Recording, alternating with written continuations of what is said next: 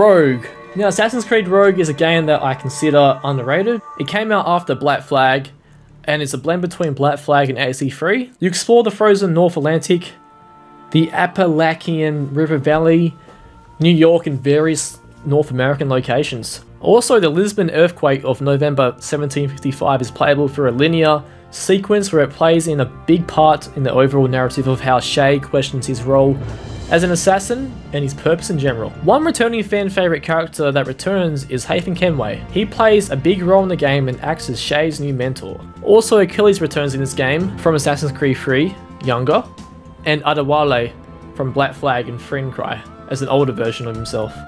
The main plot is Shay's betrayal, who is an assassin under Achilles' colonial assassins, and he is sort of between the rank of assassin and recruit / master. I must say that his betrayal isn't really a betrayal, as the reason he leaves the Creed is because the assassins are interfering with Isu artifacts that seem to hold the Earth's tectonic plates intact. The problem I have is that Shay leaves the assassins who were acting as bad as the Templars, but joins another group who literally don't want free will and want to control the world. Although it's shown that Haytham isn't in the same leadership as Rodrigo Borgia or even someone like Al-Mulim during their corruption. Haytham does have true motives of control. Like many say in Rogue, the assassins have been flipped as the bad guys in the game, but the way I see it is that the Templars and assassins are equally both evil. And Shay is portrayed as the balance of both good and evil in a way that instead of joining the Templars, he should have created his own creed. The plot is a bit forced to suit this persistent game, but Shay's character is something I really like. Now, the locations is something that many people don't like, except for the North Atlantic. They basically copied and pasted New York from AC3 as the main thing about Rogue's version is that a section of New York was burnt down in AC3 and has been restored to show what it was like before the New York fires.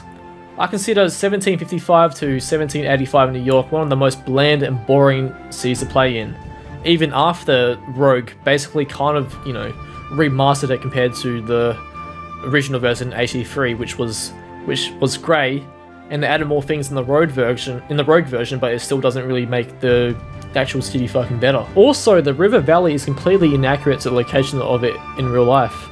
I don't know why they would do this, but it doesn't make sense.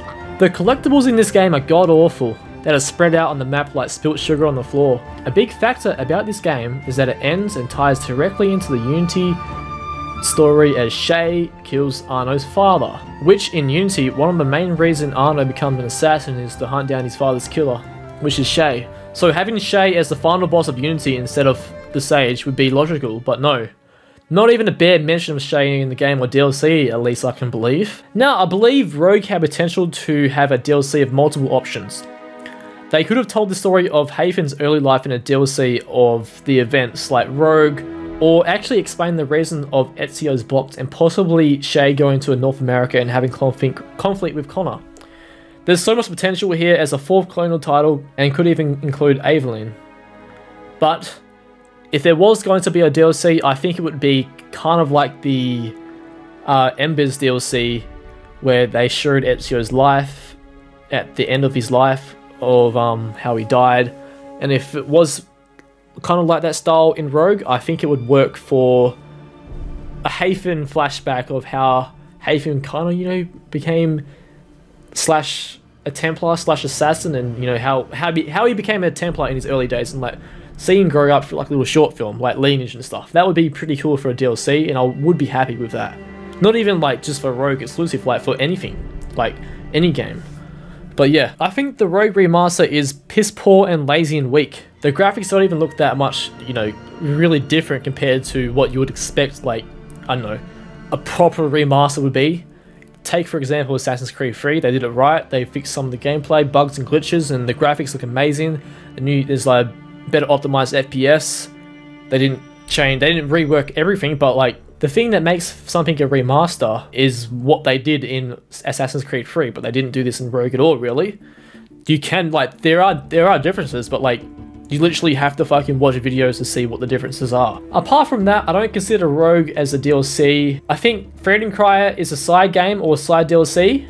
I consider Rogue 100% a main game, but you could skip over it easily in terms of a marathon, and overall plot to the main story. I don't think Rogue is a bad game, I think it's an average game. And if I were to explain it in simple terms, it's a balance between Black Flag and 3. Not as good as Black Flag, but probably on the same level as 3 without the added cities and stuff and main story development.